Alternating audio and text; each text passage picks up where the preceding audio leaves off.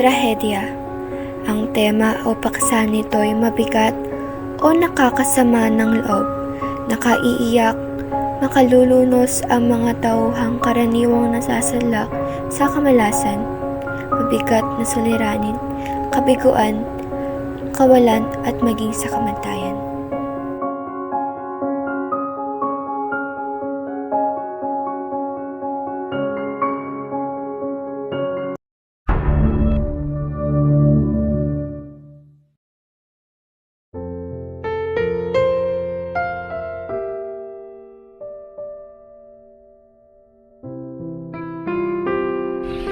Anak ko. Pero Jaro, hindi pa tayo pwede magpakasal. Mga bata pa tayo. Sige nga. Jaro, go!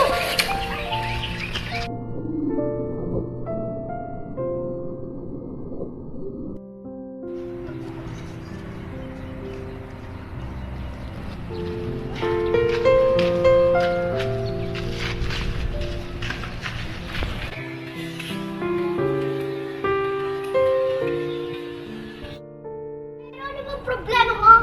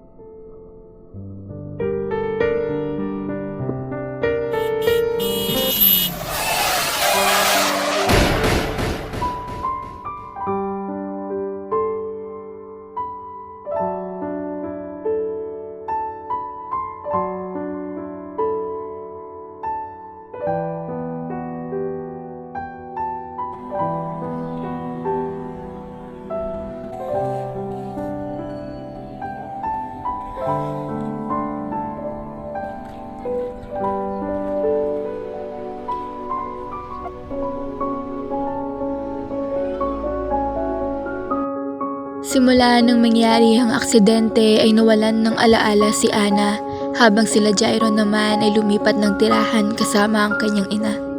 At makalipas ng ilang taon ay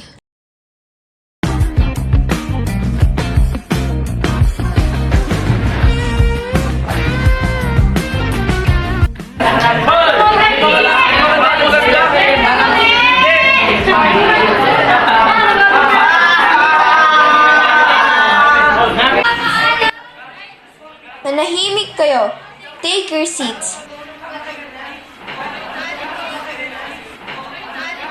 Bago nga pala ang lahat, may bagong mga klase. Magpakilala ka. Maaari mo bang pakilala yung sarili?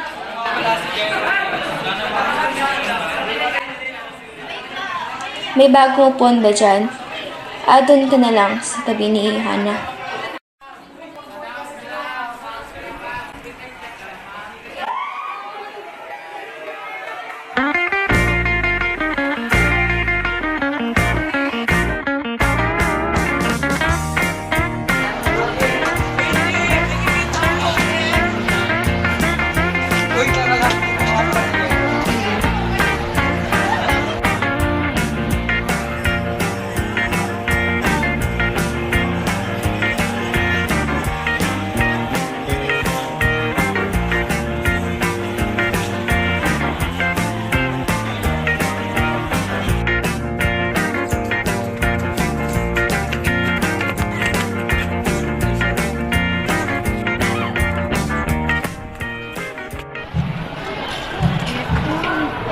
Uy, sorry na. Ayoko yun.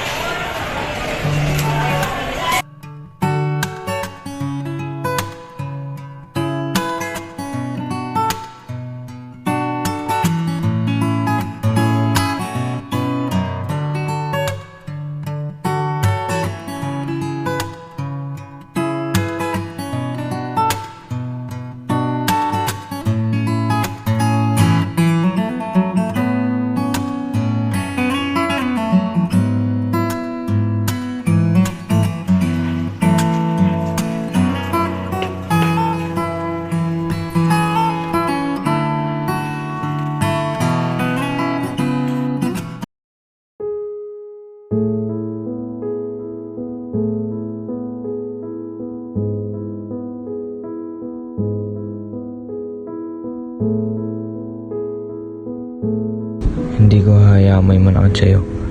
Magbabayad sila.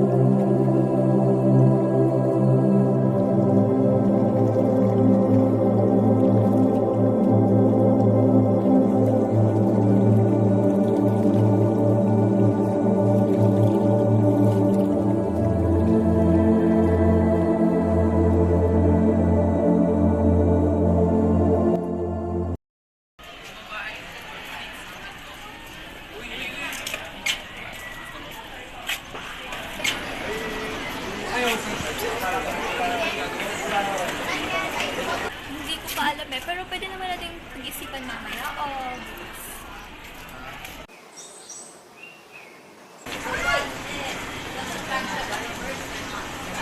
Layuan mo si Patrick. Ano ba? Nasasaktan ako!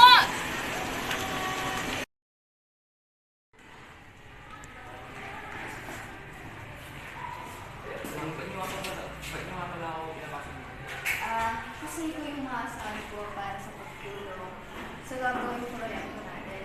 So, maaari ka na bang pumunta sa taas para magagawin na ako?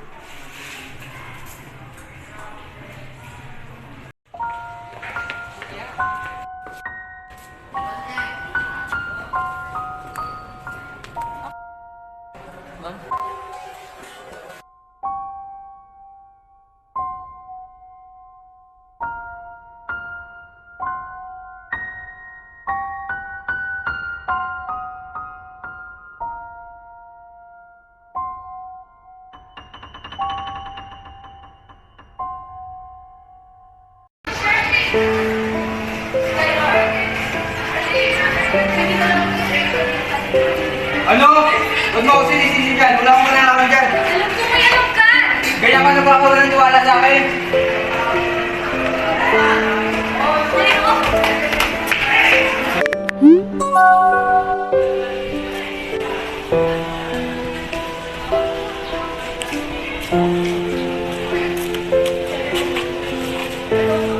Layuan mo ko, ha? Gagawin ko lahat. Gagawin mo lahat. Pumunta ako sa lugar na gusto mo.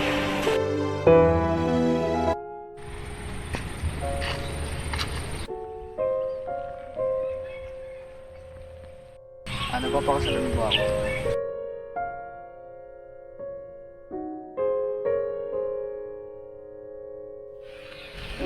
Ana, pakasalan mo na ako. Pero Jairo, hindi pa tayo pwede magpakasal. Mga bata pa tayo.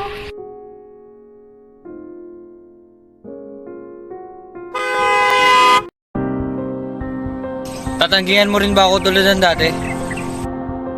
Ana, pakasalan mo na ako. Jairo! Ngayon, nabigyan na ng mga kasagutan ang mga tanong na paulit-ulit pumapasok sa aking isipan. Ana! Ana! Magpakita ka sa akin!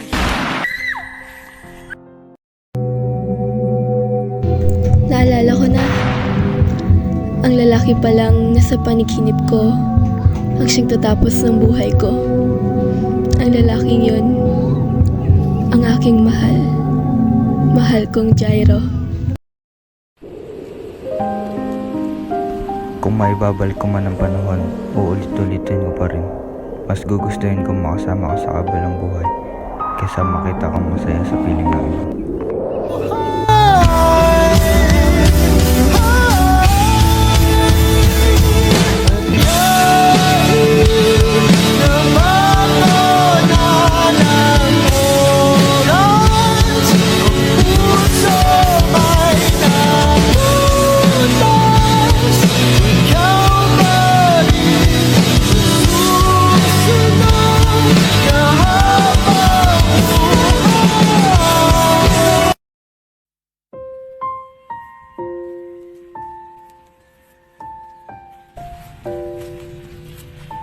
Mahal kong anak.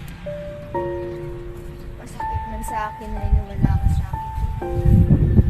Sana'y kasasaya mo naman na maging kasama siya sa kabilang buhay. At sana'y maging masaya kayo at wala nang hadlang pa sa inyong bukas na pag-ibig.